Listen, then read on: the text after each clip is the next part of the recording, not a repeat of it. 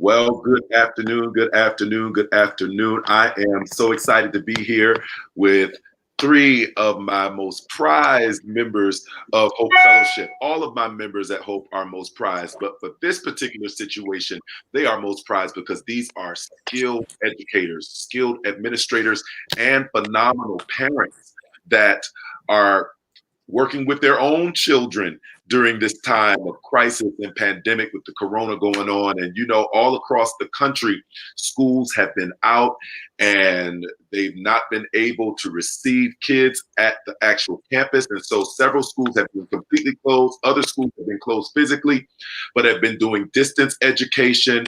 And so we have just been thrust into complete flux.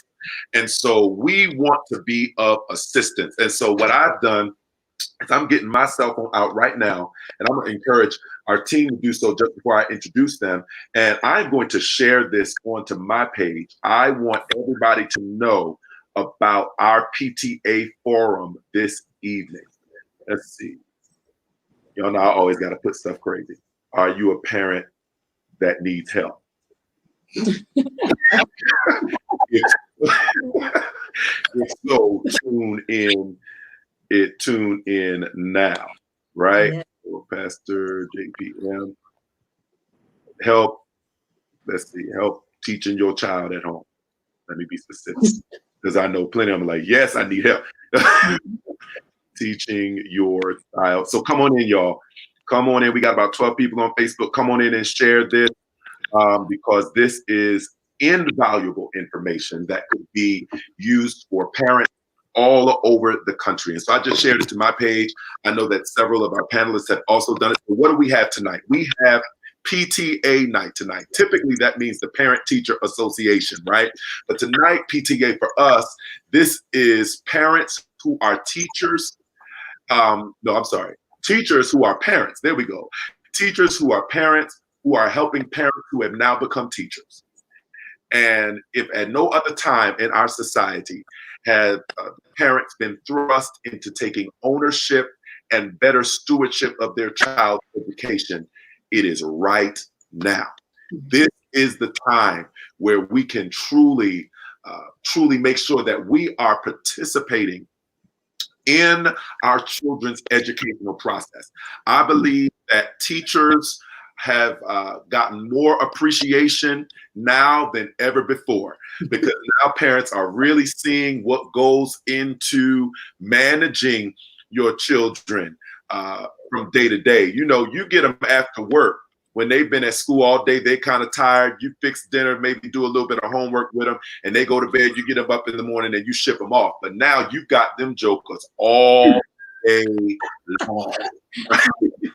You got them all day long. And so we want to help. And there are a couple things we want to help with today that are so essential.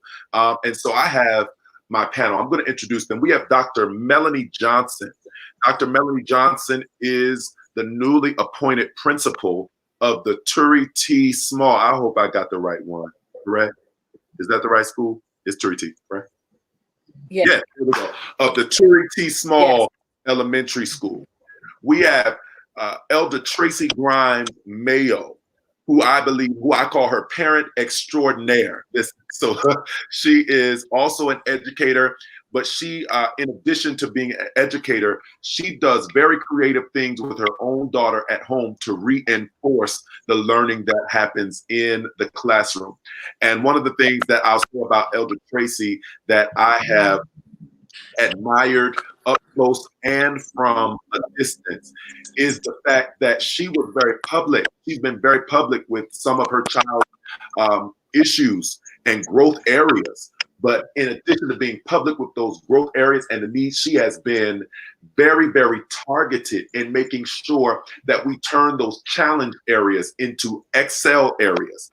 And by God's grace and through her hard work, the areas that were said to have been that will be challenging on a long-term basis, those challenges have been mitigated and even eliminated. And so we're so excited about that. We also have with us Kim Harris. Kim Harris is one of the leaders of our children's ministry at Hope Fellowship Church, Hope Kids. but she is also an educational consultant. And so she works with administrators, principals, assistant principals, and teachers all around the state of Florida, making sure that they are offering the best educational services that they possibly can. And so I have her on today, and we'll be back this evening. I have her on because I believe, and this is just me, I believe that, of course, you can take prayer out of school, but you can't take prayer out of the students, right?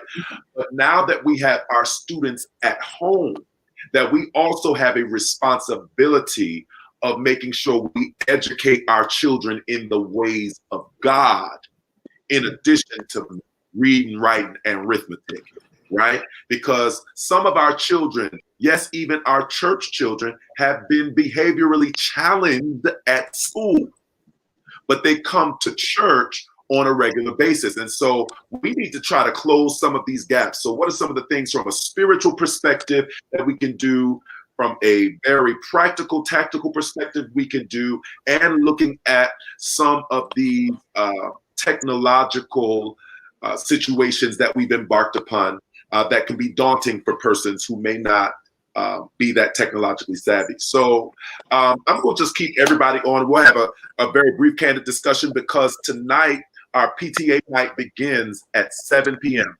So if you are a parent, or if you know a parent, what I need you to do, I need you to tag them in this moment. Tell them to watch this promo and make sure that they do not miss our PTA forum this evening. I promise you it will help them manage their child's education for the remainder of this school year, right? So let me ask this, Dr. Melanie Johnson, what do you think is the most important, if you had to give a parent one word of advice? Actually, I'll do that for all three of you from your various perspectives.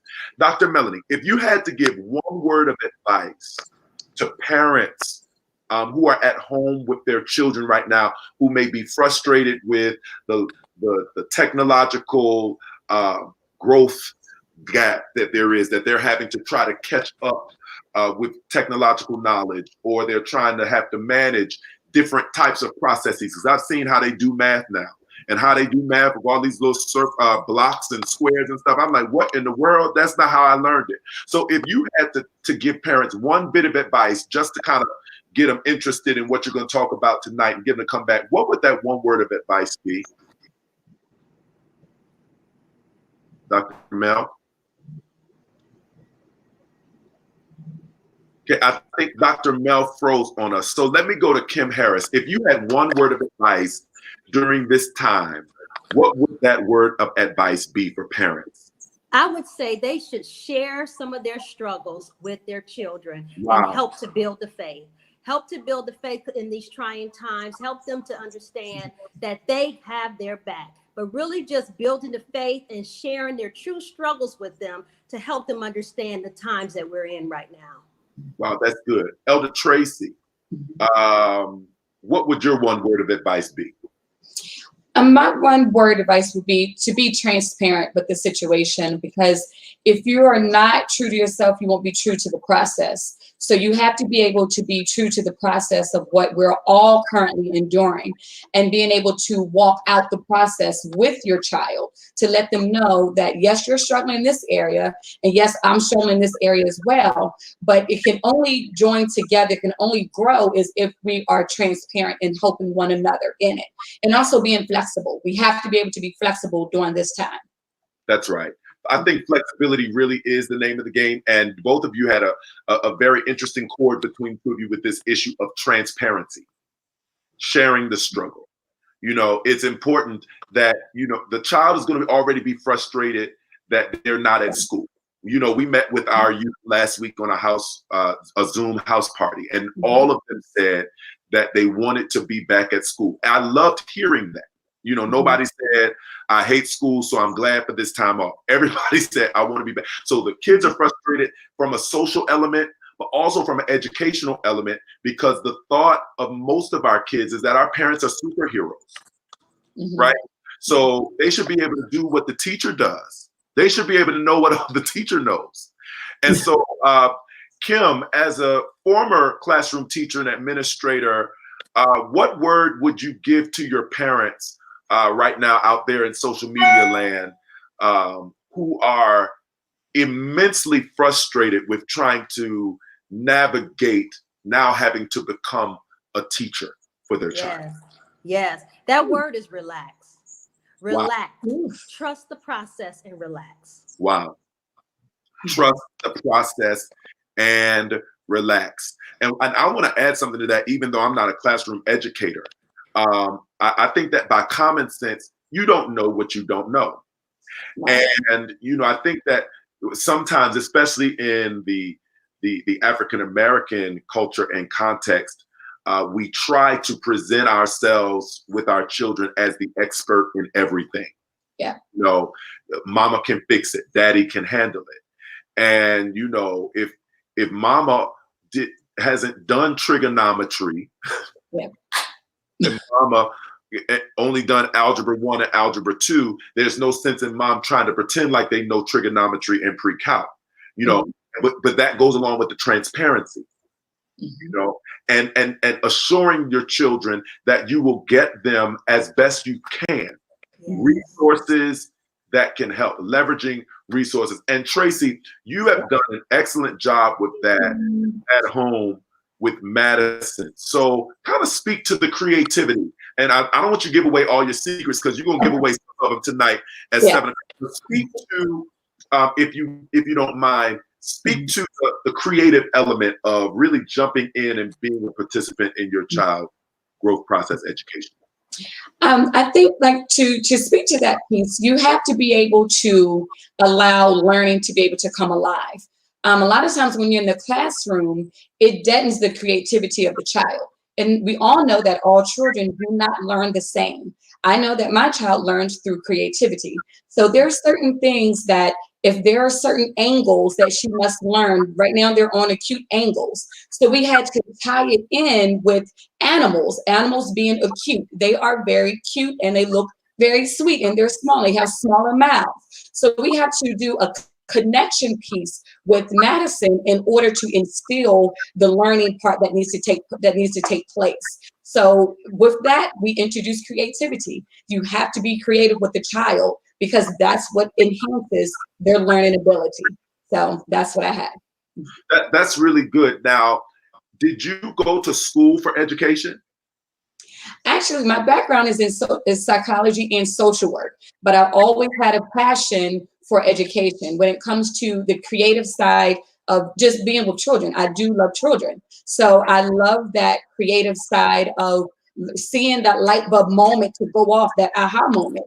And one thing that I did learn is that a lot of creativity is not taught. A lot of creativity is not taught. It's something that has to be within you that kicks on that light bulb to say, oh, wait a minute, let me try it this way. Let's see if it'll work in this way with this child. If it doesn't, that's fine. You accept the failure and you try to move on to another area. So I think that's another component as well. That's really good. And part of the reason I asked you that question is that the creativity that parents have to really, and let me be spiritual about this, have to pray. Yes. Download to you, right? That creativity is not based off of having an education degree. That's right. It's based off of having a passion for your child's growth. That's right. Having a child that's in school that needs you. That's right. Having a relationship with God and the ability to dig deep within to find ways to help your child overcome certain hurdles and navigate this season. And so Kim Harris said something phenomenal. She said, relax, right? So relax first, which is, you got to first and foremost just calm down. Yes. Because there's a lot that's been thrown at us. And I don't want us to overlook that. There's a lot that's been thrown at us in this last, it seems like an eternity, but it's really only been about 40 days. Life has completely changed in this last 40 days for parents and for children. And they are really going through on both ends of the spectrum. I'm a godparent, so I talk to my godchildren's parents on a regular basis. And, you know, as much as they've enjoyed this time to spend a little bit more time with them, everybody's ready for everybody to go back to their respective places to do. And so as we prepare to close, Kim Harris, can you speak a little bit just to the creation of a healthy atmosphere for learning in the home? Indeed. And so really a healthy atmosphere really starts with a dedicated area.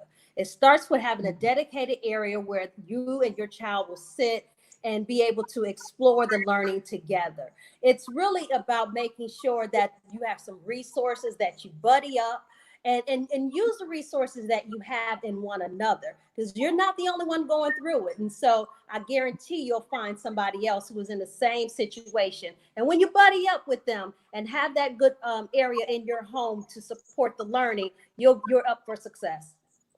Awesome. That's awesome. So here's what I need everybody to do. If you're watching right now via Facebook, if you're watching via YouTube at 7 o'clock sharp this evening, if you have school-age children, I need you to be on here. Elder Tracy Mayo, Sister Kim Harris, and Dr. Melanie Johnson are going to be back, and they're going to share specific tools to be able to help you and your child get through this time together. Mel is back. Yeah. So Dr. Mel, Sorry about that.